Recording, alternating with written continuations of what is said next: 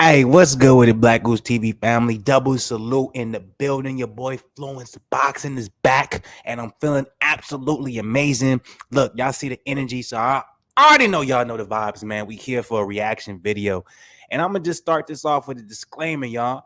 I know a lot of y'all felt like I wasn't being, fair when it came to the whole Jake Paul, Hasim Rahman Jr., situation. A lot of y'all felt like I was being biased or I wasn't objective. And you know what I'm saying? I'm not mad at that. You might be right. I might have been just a little bit too emotional. I have no problems proving or saying or admitting when there's a possibility I was wrong. Or I have no problem admitting, proving, or saying that there was a very, very good possibility I was over the top. I was, leaning towards something I should have been leaning toward. And I should have been definitely just sitting back and being like, yo, let me just really look at this and see what the case is. Now, I'm not saying that is the particular situation when it came to some of those videos I dropped last night, because I'm a boxing fan. I stand by those, but I was definitely, on a little bit on the extra demon time, because that's just how I was feeling for the moment. But what I'm going to tell you guys right now, and what the disclaimer is going to be for this particular reaction video is, look, I'm going to listen to this man, Hasim Rahman Jr. I'm going to be objective, unbiased, and I'm just going to be unemotional. I'm going to sit here and I'm going to see, from my personal opinion, if he's capping, if he's all over the place, if he's saying some shit where I'm like, look, now I see why the Jake Paul fans is coming at you in all these motherfucking waves, because you're supposed to be a professional boxer and you didn't handle yourself in a professional way when it came to doing what was asked in the contract stipulations, okay? So this is my time to hopefully be humbled, because there's a possibility I press play on this joint and there ain't nothing but gibberish, and bullshit come out of this man's mouth. And I have no problem saying I was wrong. I should have listened to this first before making or putting my opinion out there. So that's my bad. I have no problem saying that. But until I hear some shit from him that makes me feel that way, I'm going to stand by everything that I put out yesterday and everything I put out today. Niggas! We got to respect boxing, man. If you're new to the sport, respect the motherfuckers who've been respecting it for a long period of time. Now, with that being said, let's go ahead and get this reaction video, because it's not about what I got to say. It's about what my man Rockman Jr. got to say. Like the video, subscribe to the channel. 5K before the end of the year. Notification gang, as always. Much love to the people. Let's get into this motherfucking reaction video. Let's see what he's on. We got 15 minutes this joint.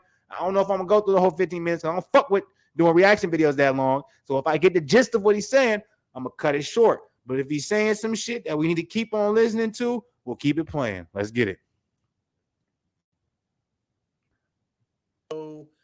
You know, you pulled out of the fight. Like, you're pulling out of the fight. You don't want to make the weight because you're, quote unquote, scared about losing to him and whatnot. I just want to start with that statement. Is it true? Like, is this factual, or are these lies that you actually pulled out of the fight? So that's a lie. I never would, under any circumstance, said that I didn't want the fight, or that I was pulling out the fight, or that the fight was a make or break for me at any point. That's what their side has been doing. It's been all bully tactics from their side. It's all take it or leave it, do this, or we're scratching the fight, or do whatever, and it's over, or it's over. And the last that we heard from our side was, you agreed to 205 by 11:59 p.m. tonight, Eastern Standard Time, or the fight's off. And we said, okay, well, give us 215. We didn't hear anything back. The next thing I seen, Most Valued Promotions was scrapping the fight online. They just completely canceled the fight online. All right, so I will look. Like I said, I got objective fluence in this bitch. Okay. I've said before, especially yesterday, in videos where you have not seen a professional boxing fight canceled because of weight. And the only way that it is canceled is because the opponent who did make weight chooses not to fight. Like, that's a fact. That happens in boxing. It happens in MMA, kickboxing, whatever sport, karate, whatever the fuck you want to put at, Jack Kwon. It don't matter what the fuck we're talking about. If a fighter misses weight, the commission does not come in and cancel the fight. It has to be the fighter who's going to fight him. They have to say, we're not comfortable with the weight he's at. We are not going to fight this guy. Now, The narrative I feel like that is being dismissed is the fact that because of this, we are in the history of boxing, MMA, whatever the case is, we never bashed the seller. Excuse me, I said the seller. I'm sorry, the fighter. My bad, y'all. I have a particular job field, so that's in my mind. But we never bash the fighter who says, I'm not going to fight him because he didn't make his weight. I did what I was supposed to do. I made the weight. I followed the contract. I followed my obligations. I did what I was supposed to do. He did not. I won't fight him. I'm going to take his purse. Okay. It's very rare that you see that in fighting, period, because there's a taboo to it, right? You're kind of looked at as weak, even though that's not the case, right? So this is me being objective. So what am I saying? This is what I'm saying. Jake Paul had every right and his team to cancel the fight because Rockman Jr. was not professional. You can't agree to 205 pounds and then on the day of, you have to do a weigh-in report with the commission, or it sounds like it has to be with the promotional company of MVP to show that you're close to 205 on this particular night, and you show, hey, well, no, let's do 215. That is unprofessional. That is unprofessional. But we also have to keep in mind, we're talking boxing, right? This was well before a week out. This is about a week and a half out. They're asking this man to be at the projected weight on the paperwork a week out. That doesn't make any sense. So if the fight's at 200 pounds, you want him 205 a week and a half out of the fight? That doesn't make too much sense. That sounds like, me personally, there was things put into the contract where they were trying, like, and I'm probably not even going to get into this whole reaction video because it's not even worth it. But it sounds like to me, they put stipulations in the contract that they knew that, yes, he could definitely follow them, but they understood he would be depleted going that way. Does it make any sense to you to be 205 a week outside of the fight if your natural weight isn't 200? That means you depleted yourself before the actual fight. You're going to lose that extra 5 pounds. You're probably going to feel super weak, and then you can't even rehydrate past 210. He would be killing his body. It just is what it is. I'm being objective. You see, I'm calm. I'm not talking shit like I did maybe the other videos. That's killing his body. So I understand both sides, right? I understand Jake Paul fans who are saying, well, you signed a contract. This is your obligation. If you don't fulfill it, Jake Paul has every right to pull out. He does, and he shouldn't be criticized for it. I agree. That's 100%. We've seen that a million times in boxing, or I won't say a million, but we've seen that a lot of times in boxing and MMA where the guy is overweight 10 pounds, and the person who's made weight, he's like, I'm not going to fight this guy. He didn't do what he was supposed to do. Let me get half your purse. Yes, that is true. What we are not putting into perspective, especially when it comes to the Jake Paul fans, is we're talking about normal occurrences. We're talking about a guy who signed a contract, and we're going to have a 8 to 12 month training camp to get my weight down. And when I don't, we're all like, well, you had the same amount of time as this guy. How could you not make the weight? Rockman Jr. had about 4.5 weeks to drop technically 25 to 30 pounds. And this is what Jake Paul fans aren't realizing it. It's very different to sign a contract as a replacement, right? For someone who pulled out, and this is what people don't want to talk about.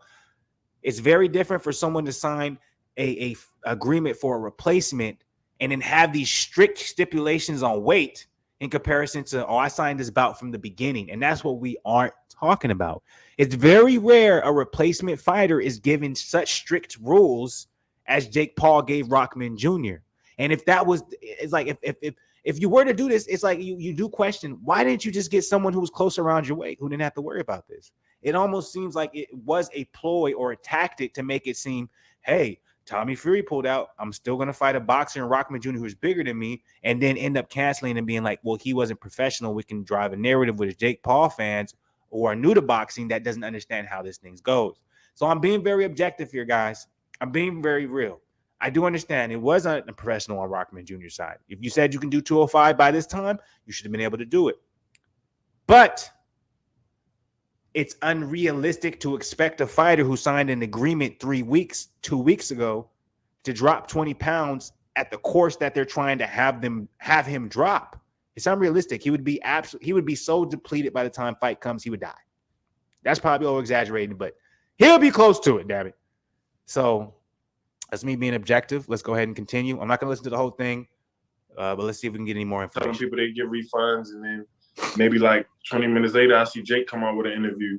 So when it's coming from Jake, I'm like, what? Wait, How is this? And then I'm asking my people, and we still, to this moment, still haven't gotten any formal like cancellation, like this fight's not happening. So, I mean, this is like, if this was 10, 15 years ago, Twitter wasn't around, we wouldn't even know that the fight was off. Wait, so you guys were talking, and like they gave you a deadline and then canceled it before the deadline? Is that exactly? That's exactly what happened. We got the proof. We got it right here. It's email correspondence, and they said you have until 11:59 p.m. Eastern Standard Time to agree to the 205. This was the new contract they sent. You have until 11:59 p.m. to agree to this contract, or we scrapping the fight, and we're gonna announce it in the morning. They never waited to the morning. They never waited for me to get to the deadline. They just, like I've been saying this entire promotion, they just try to ram stuff down your throat and make you do stuff like right away on day moment. And by the way, anyone who's gonna watch this and they're gonna say, well, you responded back saying, well, let's do 215, and that's your fault. Anyone who's gonna say that, I know you're young. I know you're very young. You haven't been in, you haven't never been in a position where it comes to sales and negotiating. You never agree to when we're talking contracts and money, you never agree to terms that were first given to you. You negotiate. You always negotiate. So these people, these young kids who come out and they say, you're being blessed with the biggest payday of your life. You're dropping the ball all these different times. I'm like, nigga, you ain't never made no money yourself. You ain't never been in a position where you had to sit down at the table and you have to be like, this is what I'm worth. You always negotiate what your worth is, no matter what the case is. I don't give a fuck if you're getting the biggest bag of your life. If a nigga comes and says, this is what I'm going to pay you, if you know your talent and you have leverage, you say, I appreciate that. Even if it's the biggest bag of your life, you want to look at it, you don't go, I'll take it. No, nigga, you look at it and you go, okay, I appreciate that. But, I was expecting this amount. You see what I'm saying? That's how life works. So you young kids being like, you missed out on the biggest payday of your life, you ain't lived life yet, man. So they say do it, they want it done. And then they said, do it by this time. So we still under the gun.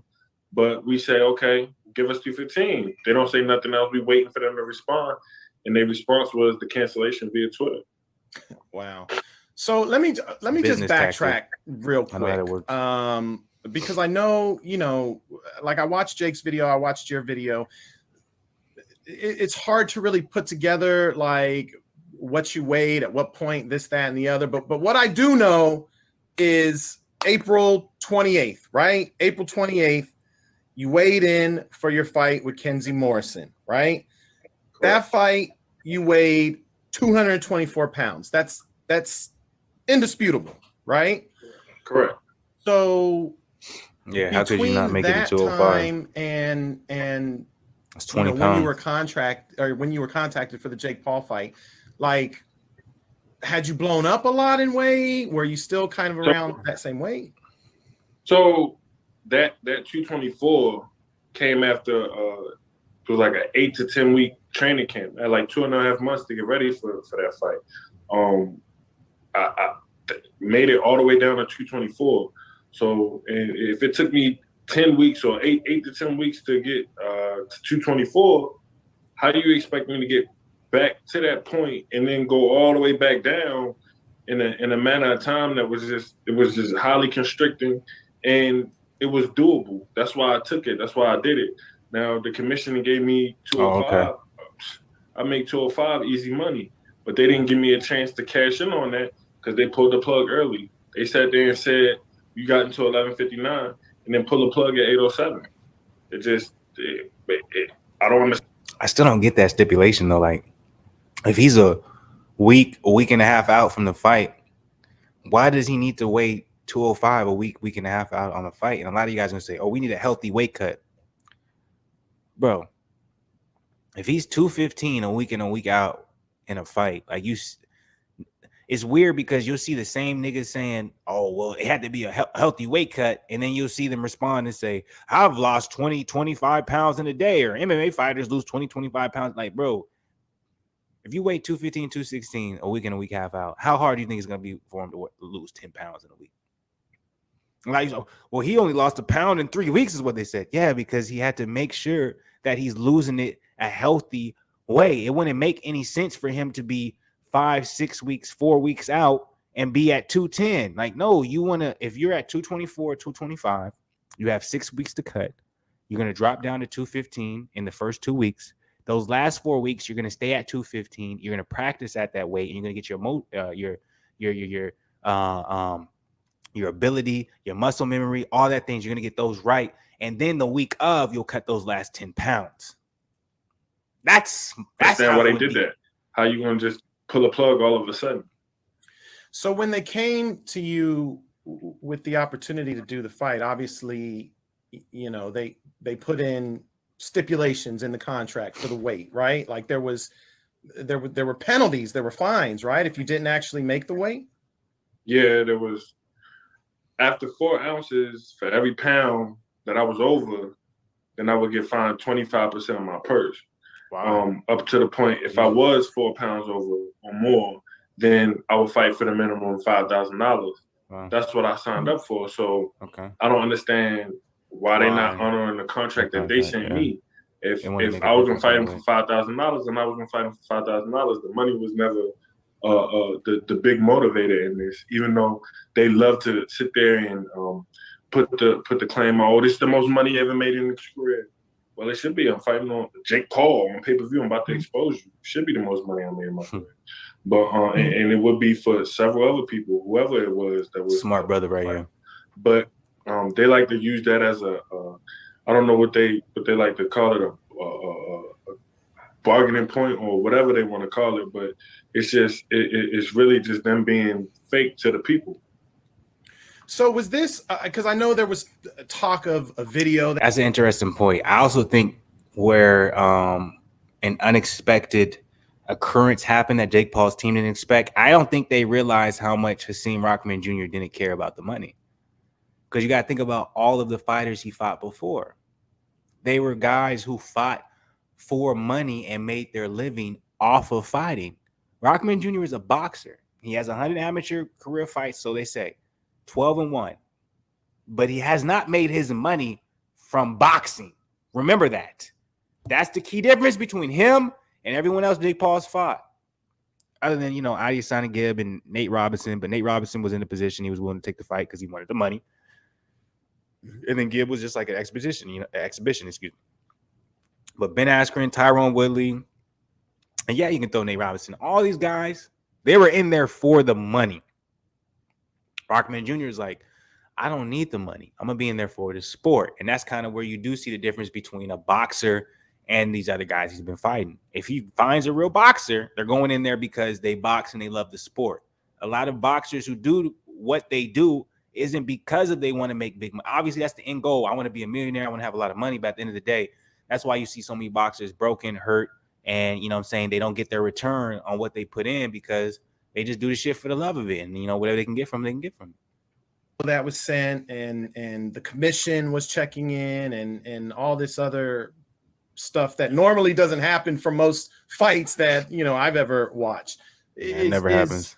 Is that something? That's another thing Jake Paul fans need to understand too. Like the commission is checking on the weight, making sure he's doing a healthy weight cut and all this stuff. That doesn't happen, guys. That does not happen. So that shows that Jake Paul and his promotional team, they have a lot of money to make sure that if they put something in the contract, you got to abide by it. And if you don't, you out of here. So it does give the misperception of people who don't understand boxing to be like, well, you signed a contract and you didn't abide by it. In reality, man, contracts ain't shit unless you motherfucking make the purchase. You feel me? There's always loopholes. Part of the contract too, where you had to check in every single week, or is that something the commission was just trying to do? That was absolutely not in the contract.